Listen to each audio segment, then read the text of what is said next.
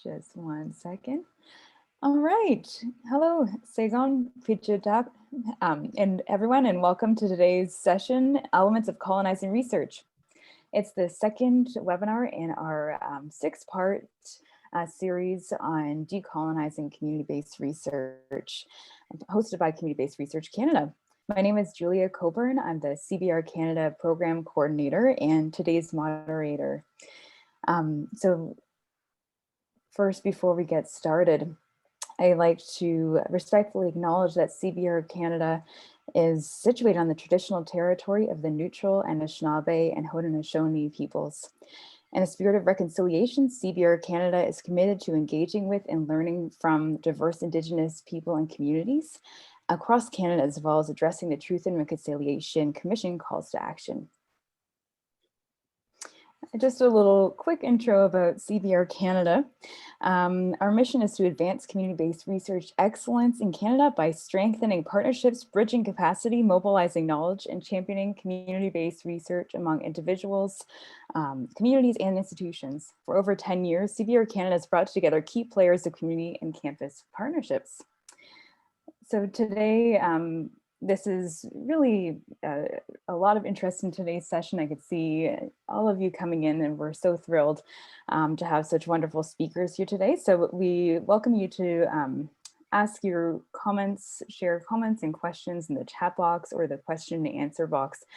And we'll have about 15 minutes at the end of this session for question and answer period.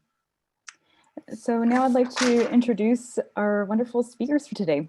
We have Dr. Charlotte Loppie, who's Mi'kmaq Acadian, and she's a professor in the School of Public Health and Social Policy and Associate Dean Research in the Faculty of Human and Social Development at the University of Victoria. For more than 20 years, Charlotte has responded to requests by Indigenous communities, collectives, and organizations to partner on community-led research, capacity bridging, team building, and knowledge mobilization. She's also spent that last 2 decades supporting the anti-racist and decolonizing work of institutions, systems, programs, and services. We're also happy to welcome Dr. Jeffrey Reading, who's Mohawk and is a professor in the Faculty of Health Science at Simon Fraser University and BC First Nations Health Authority Chair in Heart, Health, and Wellness. As the inaugural scientific director of the Institute of Aboriginal People's Health and Canadian Institutes of Health Research from 2002 to 2008, Jeff led a movement calling for a national advanced research agenda in the area of Indigenous people's health. Jeff's broad interests in research and public health have brought attention to issues including, but not limited to, the social determinants of health, environmental issues, including provision of safe, potable water, health promotion and disease prevention, heart health, diabetes, tobacco misuse, and accessibility to healthcare among Indigenous peoples. So without further ado, I'd like to welcome Charlotte and Jeff, and I'm going to stop sharing my screen to let you share yours. All right, take it away. Thanks, Julia. Hi, everybody. Nice to see you all today. I'm just going to share my screen. You might see my my last slide instead of the first one. Everybody see this? Julia, I guess, can you see it? Yes, we can see it. Great.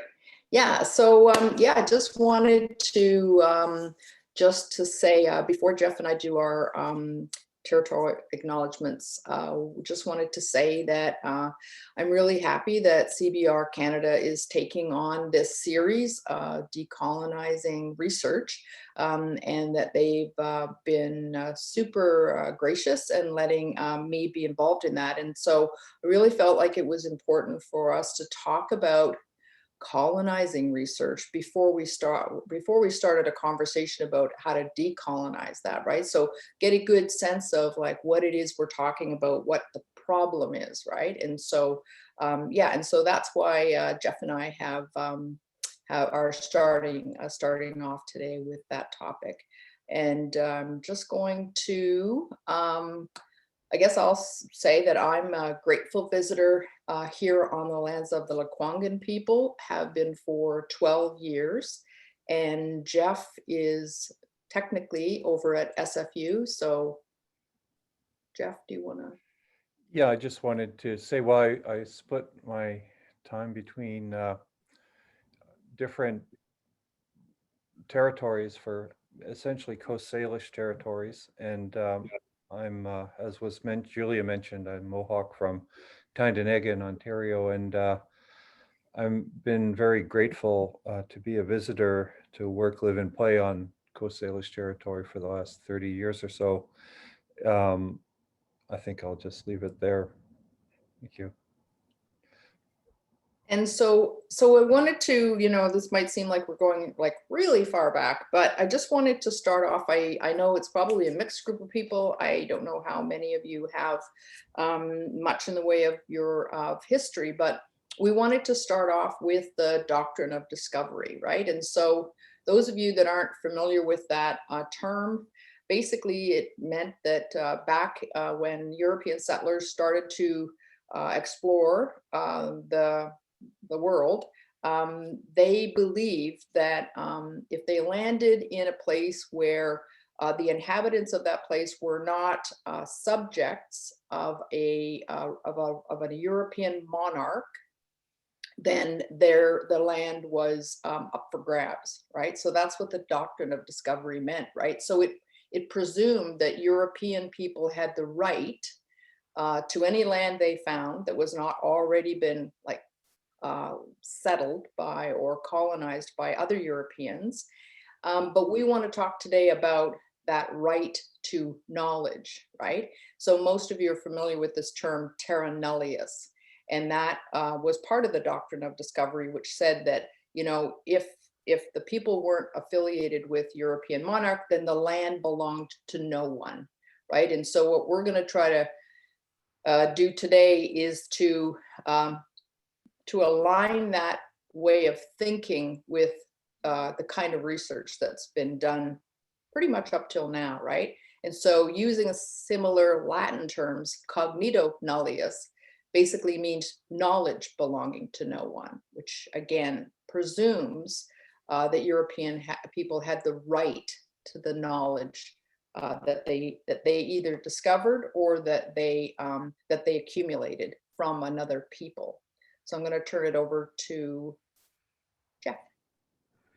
Yes, thank you, Charlotte. Here's a map here, which I've labeled Truth Lies in the Political Economy of Colonization.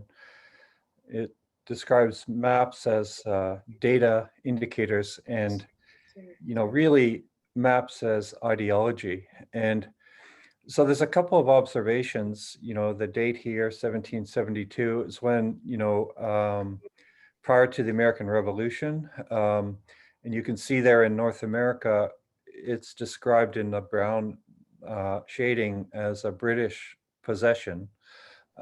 Similarly, the green shading is a Spanish possession, and you have Portuguese, French, Dutch possessions around the world. And so essentially these small nation states in Europe, could lay claim to vast territories of the world. And, that is probably a quarter of the territory or even less that's on this map. So as Charlotte was saying, the terra nullius, empty land, in other words, in Latin, essentially this map is saying that the rest of the world is empty. And yet that's absurd, because obviously Africa was not empty. Asia was not empty. The rest of North America was not empty. There were civilizations and worldviews where people had lived for millennia. But so the ideology being possessed is that possession means, civilization, and everything that's not possessed is savage and inferior. And so along with the construction of knowledge, if you don't acknowledge people as being human, or if they're subhuman, then their knowledge obviously can't be at par with the knowledge of the colonizer, which is seen to be superior in its thought processes and its ideology and its connection with the creator. So I think there are many maps that talk about colonization, and but it's important to realize that this notion of mapping and that ideology becomes a fact when it becomes put in a map, and that fact becomes a reality for the subjugation of those Indigenous people who were on those lands and territories. Thank you. Next slide. Thanks, Jeff. So I'm next, right? So just to be clear, and again, we're focusing on this business of like geographic colonization and political colonization for a reason, because we're really hoping that it'll help us align our thinking with, why are we talking about decolonizing research? Why do we talk about decolonization, right? And so if we think about the meaning of colonization, it is not only just to send people to settle, right, in a place, right, but it means that the people that settle there, again, based on this doctrine of discovery and this racist ideology that Jeff was talking about, they establish control over the people that live there, right? That's an important part of colonization, because it doesn't mean just people go and live somewhere. It means they actually not only establish mechanisms of control, but they appropriate the land and they appropriate the resources to use for themselves and to use for their country of origin, right? So Jeff, go ahead and you can draw that line. Yeah, so if we look back and we even think about being reflective of our current situation and where we need to go to in the future, we do have to kind of reflect back on history a little bit here. And what we have evidence is that researchers were sent to Indigenous communities to be able to get information. They would conduct and establish control over Indigenous research, which we'll talk about a little bit more in a moment.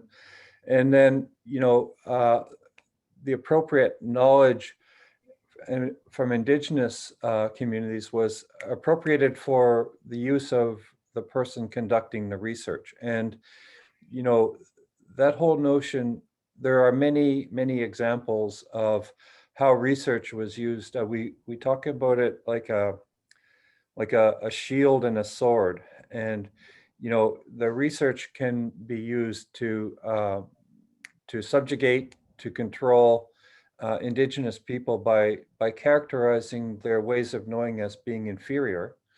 And yet, in another way, it can be Indigenous knowledge, once we gain control, and it can be used as a way for engagement of knowledge for power, to allow communities to be able to reclaim knowledge systems. But the first step is to understand the nature of what is colonizing research. Go ahead, Charlotte. Next slide. So again, this is one of the things that we're going to talk about is assimilation, and that relates to research as assimilation, right? But again, for those folks that aren't familiar with the history, it's important to remember what Indigenous folks were considered to be a problem of colonizers. So this is a quote from Duncan Scott, who was the superintendent of Indian Affairs back in 1920. So he's saying he wants to get rid of the Indian problem, but he's saying that the way that they want to do that is by absorbing every quote unquote Indian in Canada into the body politic, right? Into the state. That means they're assimilated as Canadians, no longer Indians. And then there is no Indian question, no Indian department, and essentially no Indians, right? And so that was the objective of the state. And research isn't separate from the state, right? So we got to remember that that research in Canada and other places was part of an assimilationist agenda by a colonial state, right? So we're not separated from that, because I think sometimes we like to think of ourselves, right? So Jeff's going to talk a little bit about this in the next 3 slides. So if we think about power over, the power to assimilate people, we want to talk about how knowledge gets used that way, and that data are for the most part, the currency of that power, right? And so go ahead, and you can just tell me when to move the Sure. slide, Jeff. Thank you, Charlotte. You know, another thing that Duncan Campbell Scott was famous for saying was that, you know, there's nothing more dangerous than an educated Indian. So, and I think the reason is that, you know, there's a blatant connection between, you know, genocide and how the nation state essentially used all the um, all the all the elements at its disposal to be able to exert power and control. So when we think about data, like the maps that we saw at the beginning, it's really about ideology. It's nested in the ideology of political economy and the nation state that was emerging. So data in this data control era, which, you know, some of us have lived through. I mean, I remember graduating and, you know, seeing the information that was available in the early 90s. And at that time, data were used by governments to construct this negative image of Indigenous people. Again, that was a long tradition of characterizing it as the Indian problem. That had to be, and the solution, of course, was assimilation. You know, it's like, well, if these people, and it was like framed, of course, as, you know, something that would benefit. So it justified a host of sins, including forced removal of children to residential schools for their, you know, their religious indoctrination. It justified the fiscal, but the reality is that the government needed data so that they could actually justify the fiscal request that the colonial administration had for Indigenous people that actually flowed through treaty arrangements with the Crown prior to Canada becoming a nation state. In any event, you know, data about deplorable living conditions created by government policy. So it was the Indian Act that created the reserve system, and those failed policies are all aimed at assimilation. And it wasn't just the residential schools in the Indian Act; it was the you know, the outlawed ceremonies, the religious indoctrination, etc. You know, we can look back in history and say how this was blatant social policy engineering, you know, to result in, you know, genocide, which has been revealed through the Truth and Reconciliation Commission. Next slide, please.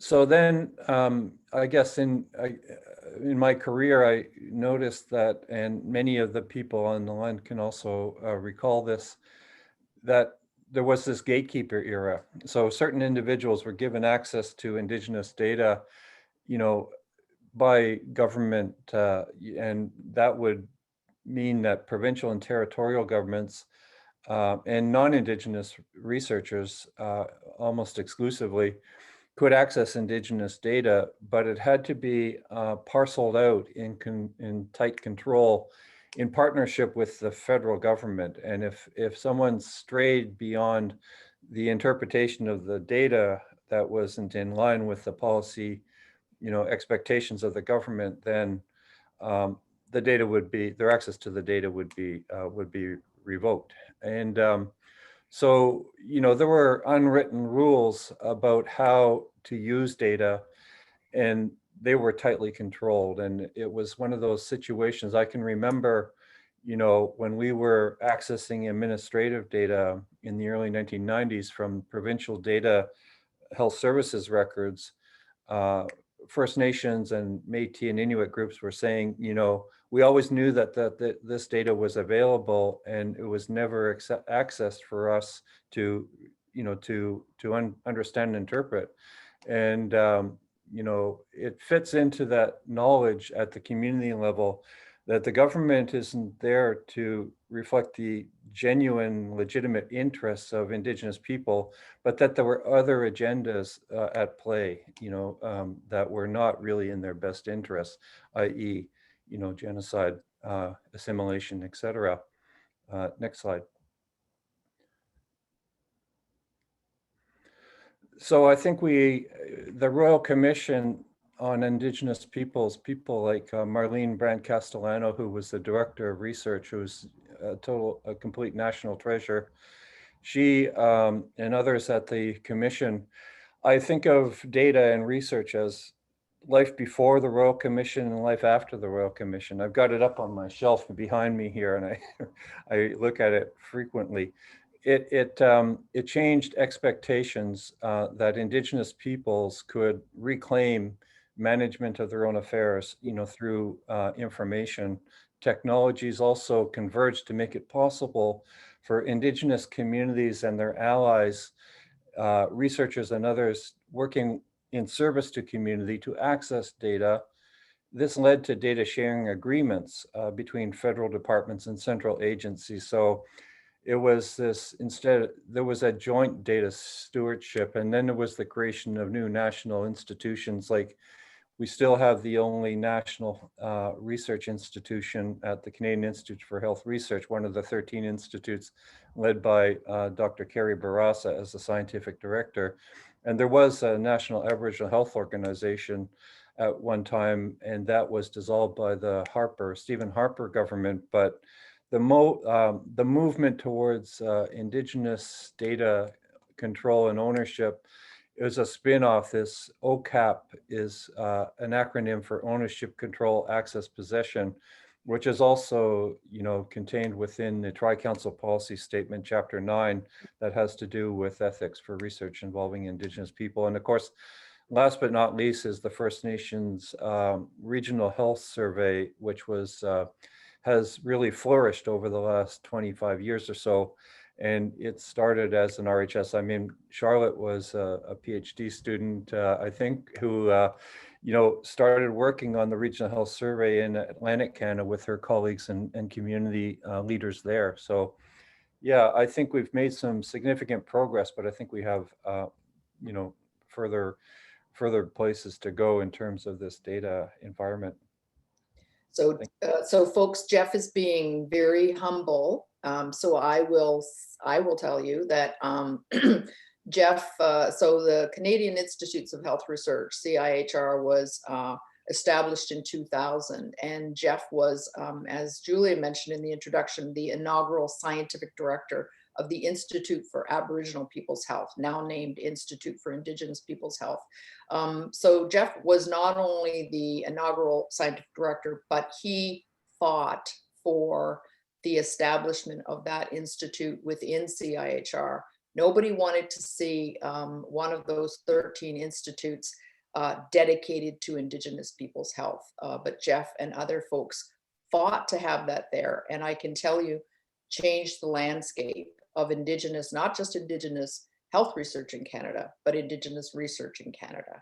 And he was also part of the group that coined OCAP back in the mid-late 90s when the Regional Health Survey was being established.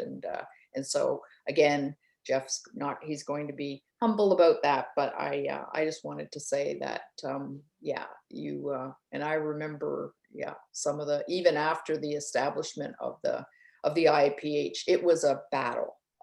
It was a constant battle for a place at the table. And I know that we're all really grateful to Jeff for doing that, for making those, there are generations of Indigenous health researchers out there now that can directly link their own studies to the IPH and especially the NEAR program, the Network Environments for Aboriginal Health Research, which are continuing today. So pretty cool. So let's talk about what's changed, if any. So, Jeff and I we're getting old. I have gray hair, but you can't see it, but you can see all Jeff's. But we've been around for a while, and we're talking about things that happened, historically, but even in the last 20, 25 years ago. So we want to talk about, what's changed. And this is just a little picture of the Ivory Tower, telling people what they can do and what they can't do.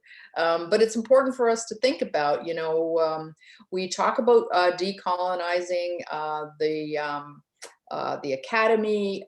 We talk about cultural safety in research, and yet we don't really think about what role research is playing in the perpetuation of this sort of colonial approach to Indigenous research, right? And so, so we want to think about like the research enterprise, right? So the enterprise of research involves funding agencies like CIHR, NSERC, and SSHRC, and others. We want to think about the reviewers who assess the value of grant applications, right? We want to look at ethics review boards that that establish what is safe and what is not safe. And so when I say value here, the asterisk, refers to, what we fund, what we publish, what we promote, what we teach trainees, etc., right? And so what we know based on what gets funded, what gets published, what gets promoted, is that we continue to value Eurocentric worldviews and knowledge systems, that we continue to value research agendas that are directed by non-Indigenous people, sometimes researchers, but sometimes organizations, funding agencies, universities, and governments, right? And we also see more specifically a valuing of the project over the relationship, right? And so funding, particularly funding opportunities that are time limited, that really don't allow for the kind of engagement that we know is essential in Indigenous community-led research, right? And we don't see the kind of resources or eligible funds for community engagement or leadership in ways that are relevant and meaningful to those communities, right? We also see conflict between what is considered academically ethical from a mainstream perspective and what is meant by accountability to Indigenous communities. So we see Indigenous researchers who are trying to balance those two protocols, if you will, or expectations, causing lots of tension. And then we see at the faculty levels, at the department levels, and at the university level, a real valuing of the productivity of researchers, publishing, presenting, number of grants, amount of grants, over the benefit that their research provides for Indigenous communities, collectives, and organizations, right? And so that happens at the sort of larger scale. Those folks that are engaged in that larger research enterprise will recognize what I'm talking about. Not saying it hasn't changed a little bit, but it still continues to be. And anybody who's sat on a peer review committee that isn't specifically focused on Indigenous community engaged research will know exactly what I'm talking about. And then at the researcher level, right? So, we still see, again, folks that are putting pressure on Indigenous communities. And by pressure, I mean calling people up, trying to get, linked in for the purpose of their own research, not because they want to benefit community, serve community through their research, right? So they're putting pressure on communities to participate in research that the university or the community doesn't want, and it's not relevant, right? And sometimes it's tied to other money or it's tied to opportunities. And so again, the pressure doesn't have to be overt. It's not in the form of like a threat, but it could be linked to something that is of value to the community, right? And then I've used some of the OCAP principles here just to kind of drive home this message that ownership in this case, when we talk about OCAP, ownership means the right to do something with the knowledge, right? And so in many ways, Indigenous health knowledge is still owned by researchers, right? The process is generally controlled by researchers, right? Even to the degree that interpreting the meaning of data or information that's collected is still controlled, right? So like, you know, the analysis and then the meaning making is often still controlled by researchers. They often determine who has access to it because according to, you know, the research enterprise, it remains that, you know, data are held securely within a university setting. And then they also possess the products of the research, right? So the publications, the presentations, the ways in which that knowledge gets mobilized, right? So that is continuing today. So back to you, Jeff. Thank you, Charlotte. I just wanted to shout out to Renee Matching at the Canadian Aboriginal AIDS Network.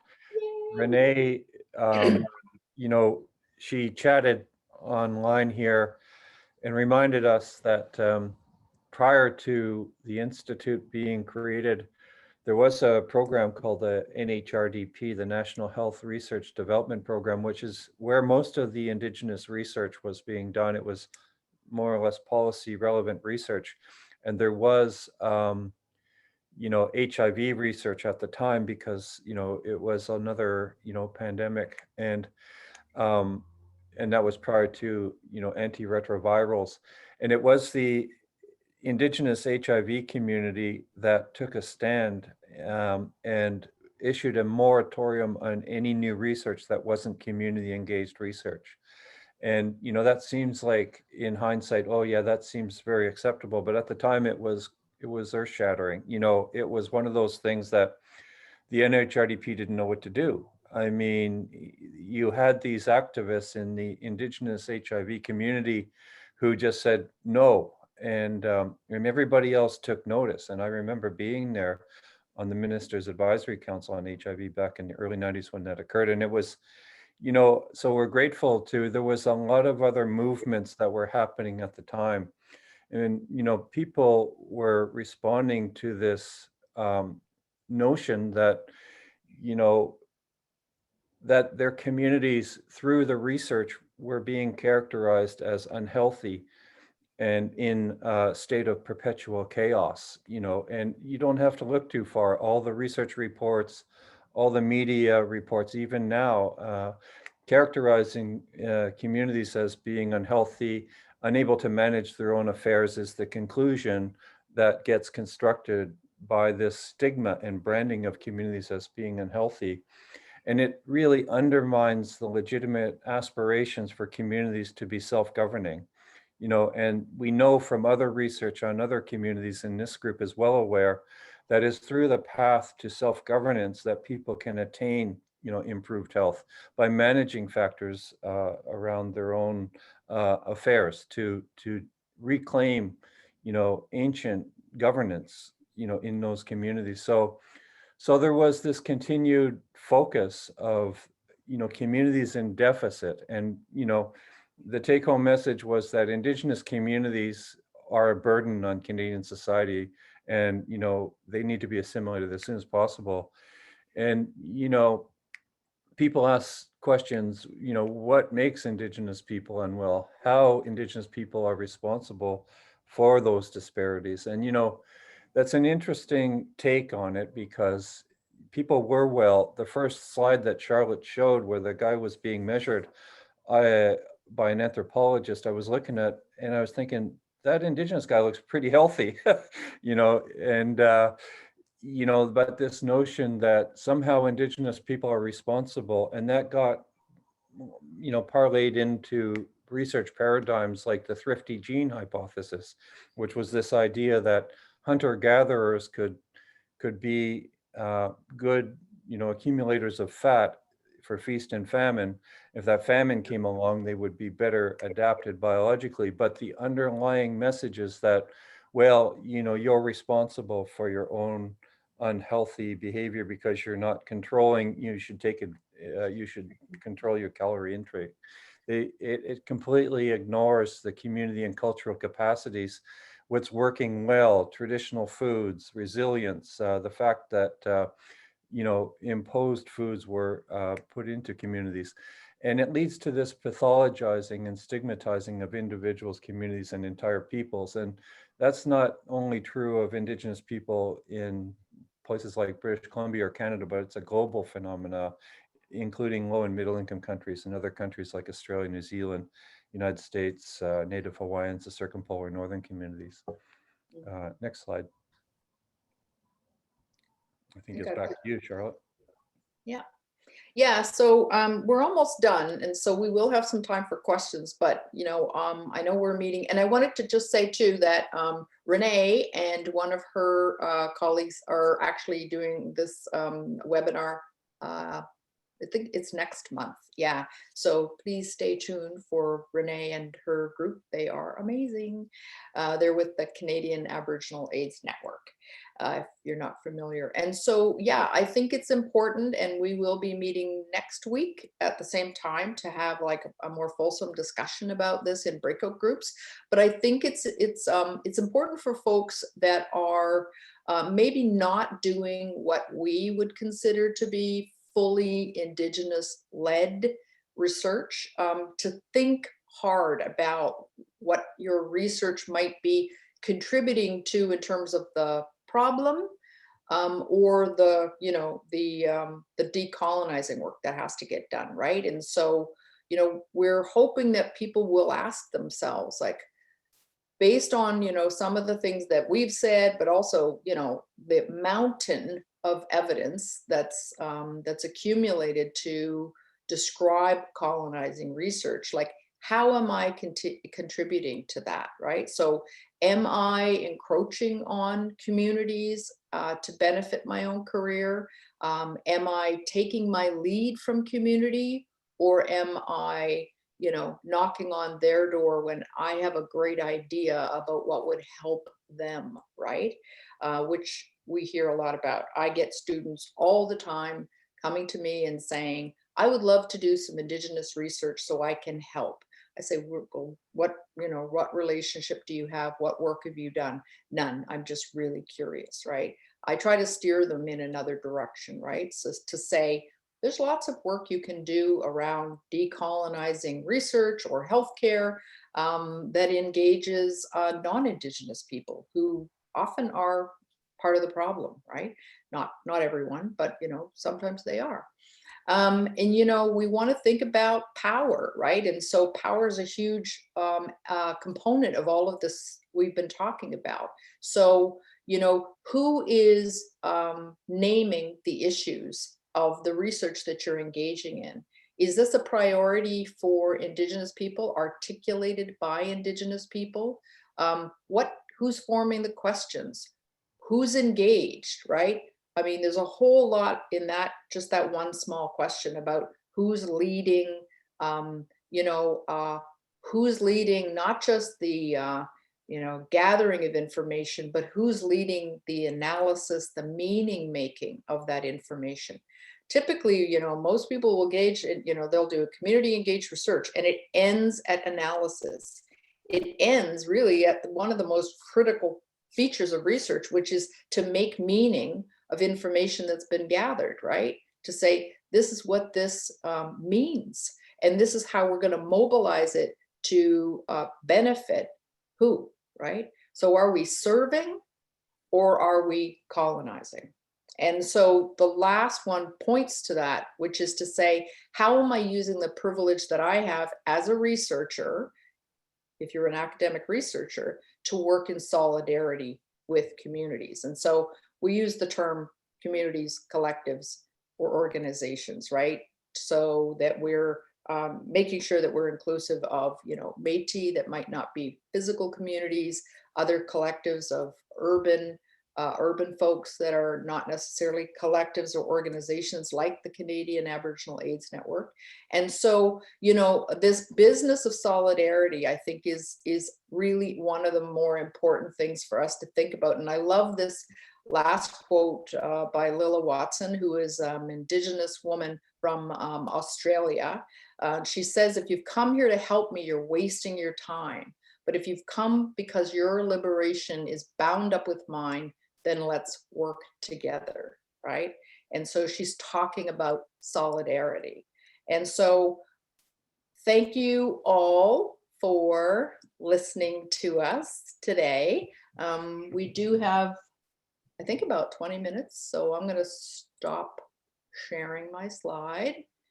And I'm not sure how we're doing this, Julia, so. Yeah, well, first of all, just want to thank Charlotte and Jeff for this incredible webinar and taking us through this journey through history and modern times. It's really been helpful and insightful, and I would expect nothing less, and lots of others are just so appreciative of this content. So I wanted to share, first of all, just for everybody that's asking, that we will have this webinar up tomorrow on our website. I'm going to share the slides where you can find it on communityresearchcanada.ca/learning together, because I know a few of you have asked.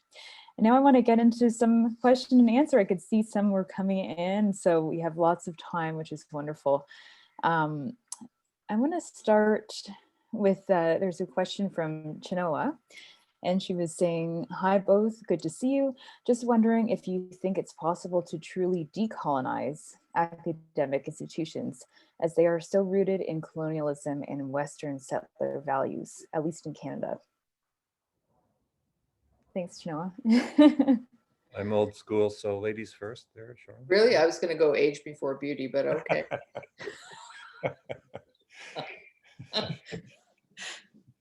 I'm kidding. You are older than I am, though.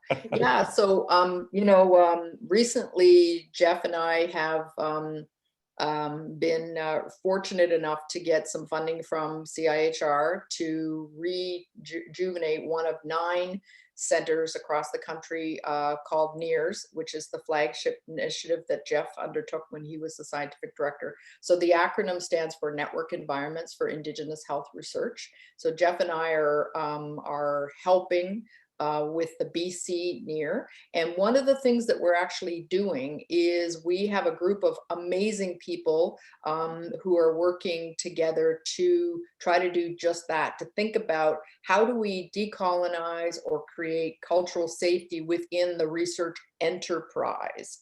So we have folks like Cheryl Ward from SANYAS, which is like the big Indigenous cultural safety training in BC, and other folks that like dedicate their lives to this work.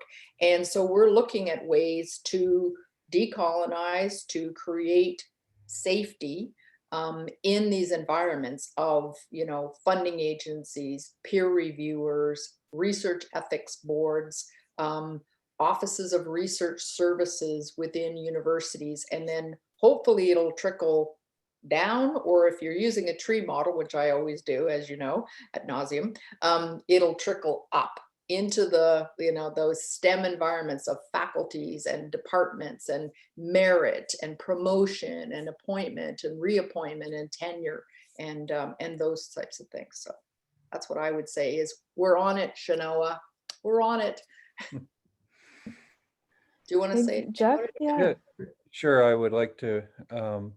I just wanted to comment on, there's thought leaders in Indigenous communities, and many thought leaders, including people like Shanoa and this new generation of great academic researchers working in service to community. And I think that's going to make a difference. One of the things, one of our thought leaders is a professor at Trent University and head of the Native Studies Department. His name's David Newhouse. And I remember having a conversation, and he wrote it up in the Globe and Mail op-ed about how change would come about, as Charlotte said, as a trickle-down effect. It wouldn't be like the Royal Commission or the Truth and Reconciliation. They have these calls for action and everything. But the world doesn't change overnight. It changes, by changing culture, and supporting people in their journey, their career path, and, creating cohorts of people who are committed to community level engagement in the creation of new knowledge. And So I think over the last 20 years, we've made some pretty significant steps, and we've had a lot of success. I would say that you know the things that get learned and the opportunities that we've had in Indigenous health are are lessons that can be used in the broad area of community-based research, because what we've talked about are not unique to, like, they are unique to Indigenous communities, but they're not exclusive to Indigenous communities. There's a lot of communities that would benefit from having a voice in research, creating a workforce that's engaged in, principled partnerships with community around the creation and use of knowledge, and also looking at community-based organizations as recipients of the research funds. So, we have projects now where the nominated principal investigator is the health director. I just got off a call with the health director of New Challenge Tribal Council, who is the person receiving the funds, who's an adjunct professor, but also runs the health department, for New Challenge. So Canadian Aboriginal AIDS Network is receiving funds and running their own research program. So again, there are promising practices out there, and we've made some good progress, but we still have a long way to go.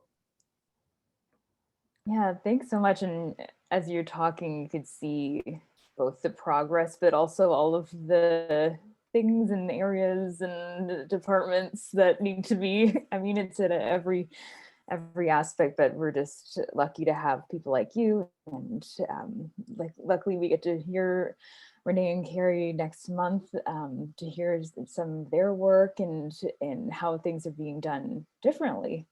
We have lots more questions, so I want to ask one from Ela saying, excellent presentation, thank you. Could you please comment on how to achieve a balance between advancing interests of Indigenous communities through research, yet avoiding the white savior paradigm? Yeah. Do you want to start that, Charlotte? Well, I started the last one. Do you, or did you? Well, okay. I mean, this is a question that comes up a lot, to be honest. And, I'll make a brief comment, but I think Charlotte is really much more knowledgeable about this kind of topic, because it does touch into the area of institutionalized racism, right? This notion that a person could be charitable towards people that they frame as being inferior and of need of help. And, Indigenous people have never asked for charity because we've never required it. We want to be treated fairly. We want to have a level playing field. We want to have equitable access, to fair treatment that other Canadians have. And, we were here first, like, we are Indigenous people, and we have claims to this territory, that are legitimate, right? And so we need, at minimum, fair treatment. And, so I will, leave it there and let Charlotte, who's more the expert on this than I. Well, I don't think that's true, Jeff, but thank you.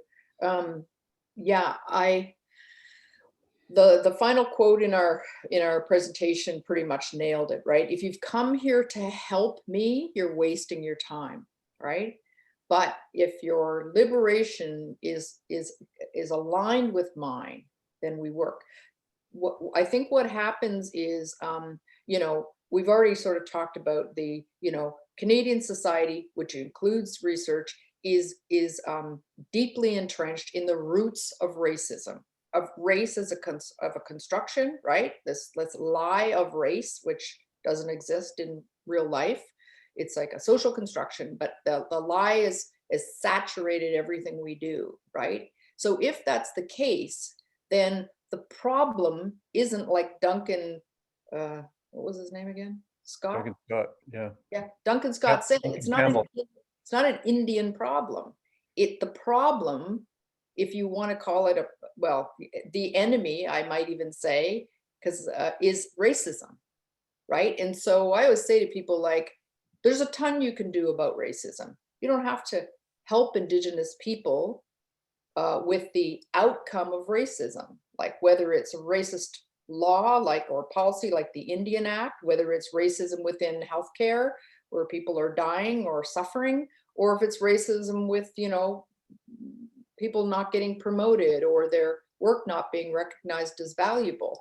All of that stems from the same big fat perennial roots of racism, colonization, you know, colonial governance. So when someone comes to me and says like, I would love to help, I say, great, talk to your people, please, right? Like, go to the root, go to the system, go to the structure. Like, if all of the non-Indigenous, and I'm not saying that there aren't non-Indigenous people who are doing amazing work with Indigenous folks, because I know I see some of them on the call today that are there at the request of community, that are there in relationship with community, that are there to serve community legitimately. And that's amazing, because we all need allies, right? We need solidarity, but we also need a lot of non-Indigenous people working on the issue of racism. You know that old saying, the enemy of my enemy is my friend? Well, if racism is my enemy and racism is your enemy, then you are my friend, right? Love everything you're saying, and I think the questions you had on that one slide were really great to kind of ask yourself those questions and kind of check in. Jeff, did you have your hand raised there? Well, I think we would be remiss if we didn't talk about movement, which I think is a global movement for Indigenous data sovereignty. It builds on some of the pioneering work, if I can use that terminology, with OCAP and the ethics frameworks in Canada and other countries. But this data sovereignty is about, and so it raises the question, what can non-Indigenous allies do to support Indigenous, reclaiming knowledge and ways of knowing? It's to be supportive. It's to be saying, data sovereignty has legitimacy. A lot of times, we have the blinders on where we think that, data has to be managed and controlled. And in fact, it's really a time where people who are affected by information need to have a role in analyzing, interpreting, and disseminating those storylines, those narratives that get created from data, to create a better future, right? And not to sort of pathologize. So I think there's a role that we can play. I should also acknowledge my students. At Simon Fraser, we have a Masters of Public Health program.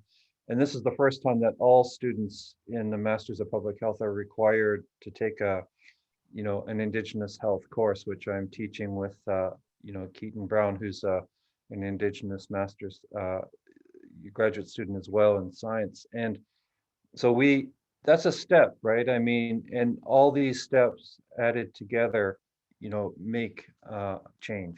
And I think we're very fortunate to have all these steps happening. I'm not saying it's perfect. We have challenges like any other group, but I think we're overall, if you take the step back, progress has been made, and I'm very optimistic about the future. That's really nice to hear, Charlotte.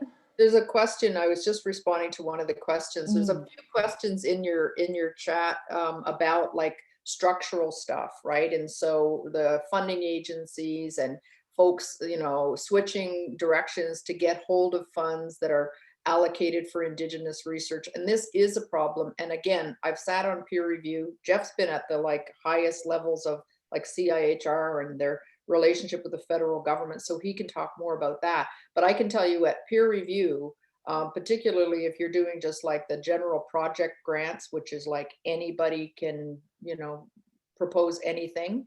The stuff that comes in that's focused on Indigenous research with non-Indigenous researchers leading it is very clearly not, a lot of it is not being prioritized or led or even initiated by communities. So it's about putting pressure on those funding organizations to make sure that their peer reviewers undergo, this is my opinion, some kind of similar training that we're all talking about healthcare providers need to have this,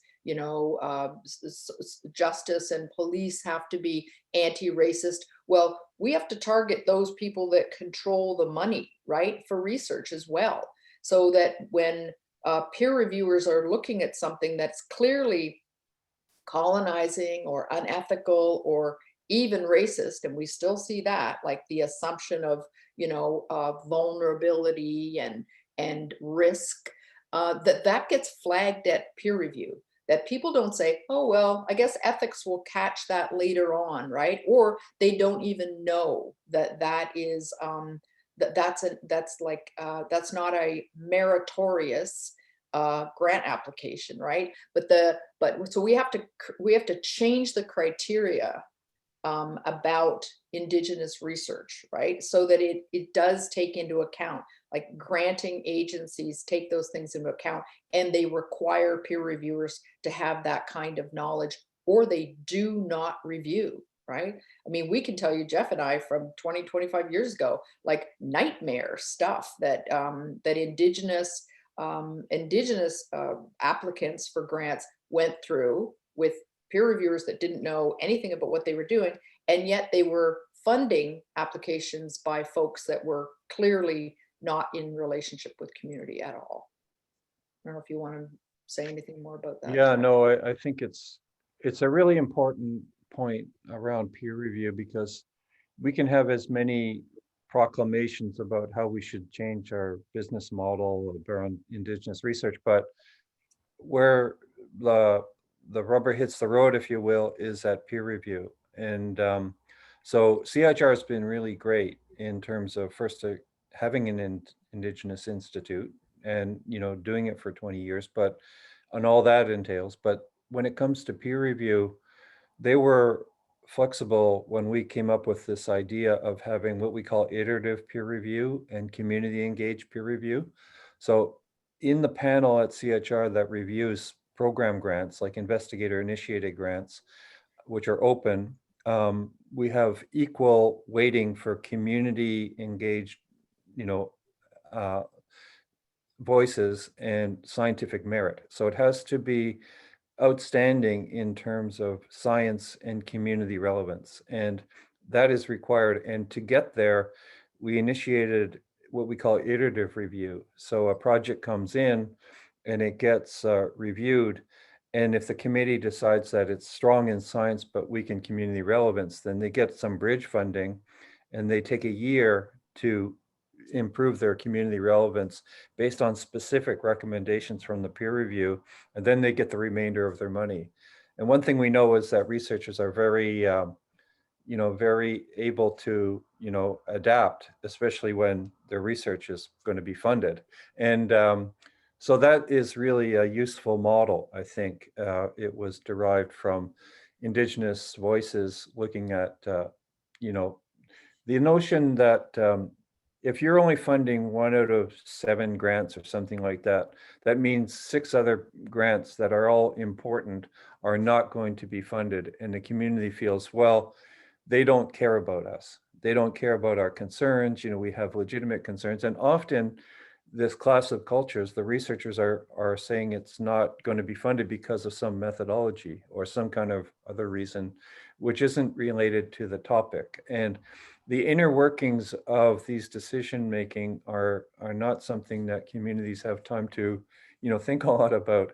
But we have Indigenous researchers who are engaged in the peer review with community members and making it better and increasing the success rates that way. So we take excellent research ideas and turn them into outstanding projects that will have bigger impacts. Well, thank you so much, Charlotte and Jeff. I want to just share my screen really quickly. And I know we weren't able to take in all of your questions, but I know that Charlotte and Jeff has covered quite a lot of them. in kind of, I could see there were some really strong ties, and we really so appreciate you speaking today. We want to welcome you all to join us next week, where we're going to have a discussion on Thursday, March 4th. So same time, 12 noon EST. You can join by going to communityresearchcanada.ca/events. And so this is an opportunity where Charlotte and Jeff are going to ask you questions, and then we'll all be able to go into breakout groups and discuss. And also please consider by March 1st, so it's coming up pretty quickly, we have our CBRCanada Awards to submit your nominations. You can see that communityresearchcanada.ca/awards, and share your thoughts about this session, and survey will just pop up right at the screen at the end. Thank you. Thank you so much. And hopefully